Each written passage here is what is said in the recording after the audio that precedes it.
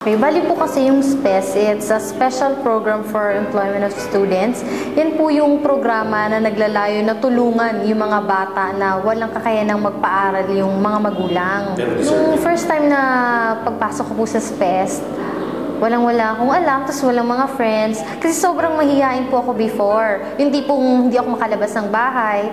Tapos sa SPES, maraming different barangays po yan eh.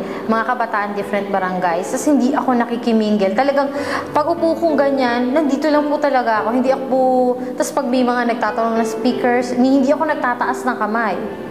So yung naging epekto po nun sa amin, yung dating patambay-tambay lang yung iba, tapos naging mahihain, naging makabuluhan na po yung bawat oras namin na lumilipas. Hindi lang basta tumatambay, hindi lang basta nagkukwentuhan. Ngayon po, yung mga pinagkukwentuhan namin, naging makabuluhan, may saysay. Kumbaga kami po, hindi lang kami basta naging kabataan sa barangay, may kabuluhan. Sa bawat pagpasok po namin, kasi yun po yung mga ginagawa namin sa SPES, pasok kami sa mga iba't ibang barangay, may silbi, may kabuluhan.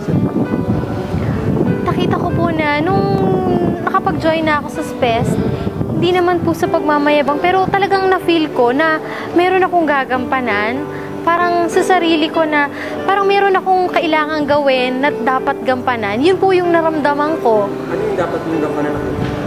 Yung naramdaman ko po doon na dapat kong gampanan, yung parang gusto ko, ako na mismo, yung pupunta doon sa bahay, gagawin ko yung ginagawa nila.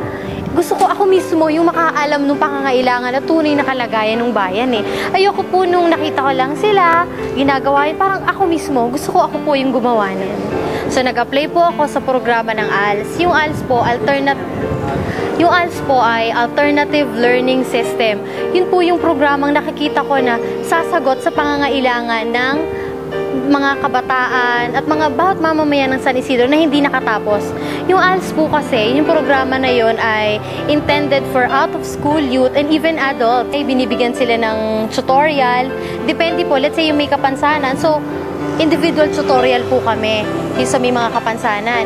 Yung sa mga nanay naman po, since meron silang mga anak na kailangan asikasuhin sa buong maghapon, so tinatanong ko sila kung ano yung oras na maluwag sila, yung talagang mabibigyan nila ng time yung education. So ako na po yung nag-a-adjust sa kanilang time. Sa gabi po kami nag-aaral. Yung mga nanay po yon.